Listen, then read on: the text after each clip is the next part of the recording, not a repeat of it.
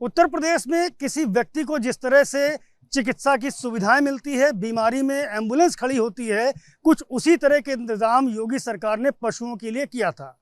व्यवस्था ये की गई थी कि यहाँ पशु एम्बुलेंस चलाई जाएगी और उसके मद्देनज़र बड़ी संख्या में पशु एम्बुलेंस की खरीद भी की गई है। मैं इस वक्त जहाँ पर खड़ा हूँ वहाँ आप देखेंगे बड़ी संख्या में यहाँ चारों तरफ जो एम्बुलेंस खड़ी करी गई हैं, ये सारी की सारी मोबाइल वेटरनिटी यूनिट है। पशुपालन विभाग ने इसको शुरू किया था और इसका टोल फ्री नंबर, जैसे इमरजेंसी हेल्पलाइन होती है 102 108, उसी तरह इसका टोल फ्री नंबर 1962 जारी किया गया था और इस सुविधा को जल्द से जल्द शुरू किया जाना था।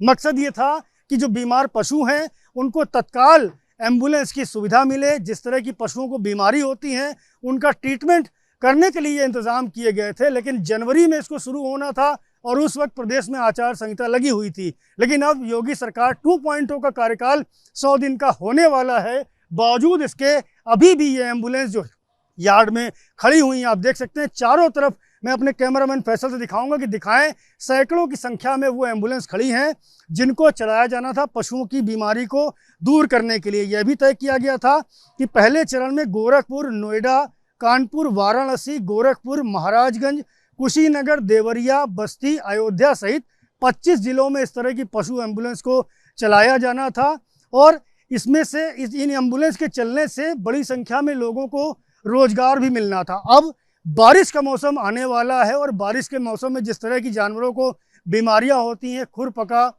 मुंह पका, इस तरह की बीमारियों में ये एम्बुलेंस बेहद कारगर साबित हो सकती थी, लेकिन अभी तक इनको सुचारू नहीं किया जा सका है और अभी भी सैकड़ों की संख्या में ये एम्बुलेंस यार्ड में खड़ी हैं। तो ऐसे में सवाल खड़ा होता है कि आखिरकार अब तक योगी सरकार के मंत्रियों ने इस ओर ध्यान क्यों नहीं दिया।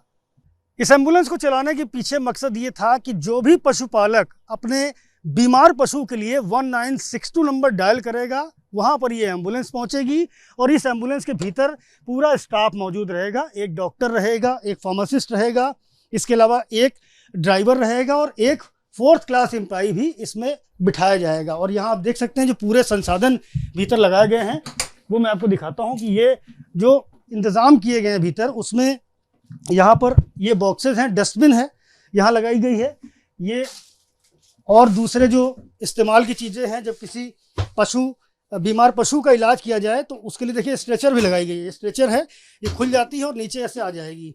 अगर ट्रीटमेंट संभव है एम्बुलेंस के भीतर तो उसका ट्रीटमेंट यहाँ कर दिया जाए, क्योंकि यहाँ पूरे संसाधन उपलब्ध कराए गए हैं। ये बड़े बड़े जो बॉक्सेस हैं इनमें पशुओं की बीमारी से जुड़ी हुई दवाई, पट्टी वगैरह वगैरह जो भी सामान ज़रूरत पड़ता है वो सारा रखा जाने वाला था। साथ ही साथ देख सकते हैं आप बैठने के लिए स्टाफ के पूरे अरेंजमेंट हैं, कुर्सियां हैं, चूँकि वेटनरी डॉक्टर को भी इस एम्बुलेंस में मौजूद रहना था और अगर मौके पर जाकर ट्रीटमेंट हो सकता है पशु का तो ये एम्बुलेंस में वो सारे इंतज़ाम किए गए थे कि किसी भी पशु को मौके पर ही इलाज करके दुरुस्त कर दिया जाए। अगर ऐसा होता है कि पशु को अस्पताल ले जाना पड़े तो उसके लिए भी यहाँ पर पर्याप्त जगह इस एम्बुलेंस में बनाई गई थी और संसाधन लगाए गए हैं, जिससे कि कोई भी पशु यहाँ जो उसका स्थल है वहाँ से ले जा कर के नज़दीकी जो पशु चिकित्सालय है उसको वहाँ ले जाया जाए और वहाँ जो ट्रीटमेंट दिया जा सकता है, जो बेस्ट उसके लिए किया सकता है वो किया जा सके। लेकिन बहरहाल ये एम्बुलेंस अभी खड़ी हुई हैं और देख रहे हैं किस तरीके से ये सारी की सारी जो एम्बुलेंस हैं और इसके भीतर जो लगे हुए संसाधन हैं वो धूल फाँक रहे हैं। उत्तर प्रदेश के पशुपालन मंत्री धर्मपाल सिंह इस वक्त मेरे साथ मौजूद हैं। सर, पशुपालकों के और पशुओं के हित में उत्तर प्रदेश सरकार कौन कौन सी योजनाएं चला रही है? देखिए, देश में कृषि महत्वपूर्ण व्यवस्था है। कृषि में पशुधन का महत्वपूर्ण योगदान है। कृषि को प्रभावित करना, कृषि को अच्छा बनाना पशुओं पर डिपेंड करता है। पशुपालन विभाग पशुओं का ठीक से संरक्षण हो और विभिन्न स्तर के पशु, जीव जंतु, ये सब पशु विभाग चिंता करता है। इस समय उत्तर प्रदेश में निराश्रित गौवंश की समस्या 2022 के विधानसभा के चुनाव में भी थी। योगी सरकार इसको प्राथमिकता से ले रही है। अभी हम हर जिले में हमने भूसा बैंक बनाया, भूसा कलेक्शन करा लिया, साल भर का भूसा इकट्ठा करा लिया है 75 जनपदों में। अब निराश्रित गौवंश की समस्या नहीं रहेगी।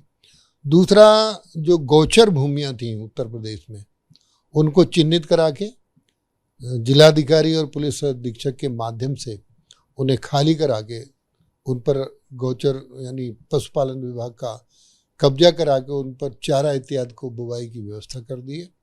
तो इस तरीके से निराश्रित गौवंश अब समस्या ना बने, इसकी योगी सरकार ने हमने चिंता की है। और गौशालाओं को हम आत्मनिर्भर गौशालाएं बनाएंगे और इस गौशालाओं को हम अब गाय का गोबर भी खरीदेंगे और गाय का दूध भी खरीदेंगे, जिससे किसान की संपन्नता बढ़ेगी। किस तरह यूटिलाइज करेंगे जो गोबर आप परचेस करेंगे? क्या उसके उपले बनेंगे या कोई और उत्पाद उसका बाई प्रोडक्ट्स वगैरह बनाएंगे उससे? इसका बाई प्रोडक्ट्स बनाएंगे, उपले नहीं बनाएंगे, इससे सीएनजी गैस बनाएंगे। गाय का गोबर 2 रुपये किलो खरीदेंगे। अभी कमिश्नरी स्तर पर इस योजनाओं को ले जाने का काम करेंगे। तो इसके लिए कुछ संयंत्र वगैरह भी लगाना पड़ेगा, क्योंकि जिस तरह का आप सीएनजी प्लांट लगाने की बात कर रहे हैं, इसकी कुछ तैयारी सर धरातल पर है क्या? धरातल पर अभी तैयारी का भी प्रेजेंटेशन एक कंपनी ने दिखाया है। अब जुलाई के फर्स्ट वीक में दोबारा उसका फिर प्रेजेंटेशन देख कर अभी 5 मंडल हमने तय कर दिए हैं, उनमें बरेली मंडल से पहले प्रारंभ करेंगे। कैटल सफारी बनाने का भी एक प्लान है आपका, तो उस दिशा में सर कुछ काम हुआ है? अभी माननीय मुख्यमंत्री जी ने इच्छा व्यक्त की है 75 जिलों में ब्लॉक स्तर पर एक बड़ी गौशाला बनाई जाए, जिसमें 3000-4000 गायें रहें, स्थायी गौशाला, और उसका पूरा चाक चौबंद प्रबंध किया जाए। वो आत्मनिर्भर गौशाला बनेगी। गौशाला गाय दूध देने वाली भी गाय रहेंगी और वो गायें वहाँ बिल्कुल बहुत अच्छी तरीके से रखी जाएंगी। उनका पूरा चाक चौबंद व्यवस्था होगी, उनके चारे की, पानी की, स्वच्छता की आदि बातों पर चर्चा करेंगे, ताकि क्योंकि गौ आधारित अब खेती भी गौ आधारित होगी तभी काम चलेगा। अब जमीन की उर्वरता शक्ति समाप्त हो रही है। फर्टिलाइजर से हमारी जमीन की उर्वरकता खत्म हुई। अब गाय के गोबर में वो तत्व हैं जो खेती के लिए बहुत लाभदायक है। बीमार पशुओं के लिए भी एम्बुलेंस सर्विस शुरू किए जाने का ऐलान किया गया था, एम्बुलेंस परचेज भी कर ली गई है, वो सुविधा नहीं शुरू हो पा रही सर, कुछ खास दिक्कत आ रही है? हाँ, सत्ता का विकेंद्रीकरण किया, पंचायती राज व्यवस्था में लागू किया। ऐसे ही ये सेंट्रलाइजेशन स्थिति में था। 1962 नंबर डायल करेंगे 112 नंबर की तरह। माननीय मुख्यमंत्री जी की इच्छा हुई उसको डिसेंट्रलाइजेशन करें, इसको प्रदेश की जगह मंडल पर ले जा करके उसे काम करें, ताकि वो पशुपालकों के दरवाजे पर मोबाइल वैन आसानी से पहुंच जाए। इसको 1-2 महीने अभी और लग जाएंगे। तो परचेज हो रखी है सर एम्बुलेंस वगैरह, तो आखिरकार विकेंद्रीय व्यवस्था, जैसे आप बता रहे हैं विकेंद्रीकृत किया जा रहा है व्यवस्था को, तो उसमें कहीं कोई बाधा आ रही है सर? ना, अभी केंद्रीकृत व्यवस्था थी, अब विकेंद्रीकृत व्यवस्था कमिश्नरी स्तर पर उसका ढांचा तैयार करना, उसमें कर्मचारी तैयार करना, उस पर सिस्टम डेवलप करना, और रेंज टू रेंज किस रेंज पर जब डायल करेगा पशुपालक तो मतलब कितने रेंज के द्वारा पे, ये सारा टेक्निकल प्रॉब्लम भी हल करके करीब 1-1.5-2 महीना लग जाएगा। इस पहले जनवरी में शुरू होनी थी और फिर कहा गया कि आचार संहिता चूंकि लागू हो गई, लेकिन अच्छा किया माननीय मुख्यमंत्री जी को मैं बधाई देना चाहूँगा कि उन्होंने जैसे केंद्रीकृत को विकेंद्रीकृत कर दिया। अब हमारे 18 मंडल हैं, हर मंडल पर ये काम होगा, तो फिर किसान को सुविधा मिलेगी, जल्दी मोबाइल वैन पहुंच जाएगी। लेकिन सर बारिश का मौसम आ रहा है और आप जैसे बता रहे हैं 1-2 महीने लगेंगे, ये सीजन पशुओं की बीमारी का सीजन, खुरपका, मुंहपका, इस तरह की बीमारियां होती हैं, तो अगर ये सुविधा अभी हाल में शुरू कर दी जाती तो कहीं ना कहीं जो बीमार पशु हैं या उनके पशुपालक हैं उनको बड़ा लाभ मिल सकता था। इससे संचारी रोग यानी संक्रामक रोगों में के निदान में कोई कठिनाई नहीं आने वाली है। हमारी व्यवस्थाएं हैं पहले से, और मोबाइल वैन है, बाकी विभाग पर डॉक्टर हैं, कंपाउंडर हैं, और दवा भी उपलब्ध है कि ये पशुपालकों को हम कोई कठिनाई नहीं आने देंगे। दर्शकों, हमसे बात करने के लिए पशुपालन मंत्री धर्मपाल सिंह हैं, जिनका साफ तौर पर ये कहना है कि उत्तर प्रदेश की योगी सरकार पशुपालकों की और पशुओं की चिंता करती है। निश्चित रूप से स्कीम को लागू किया जाएगा, 1-1.5 महीने का वक्त है, क्योंकि व्यवस्था भी केंद्रीकृत की जा रही है। कैमरामैन फैसल के साथ संजय त्रिपाठी, ABP न्यूज़, लखनऊ।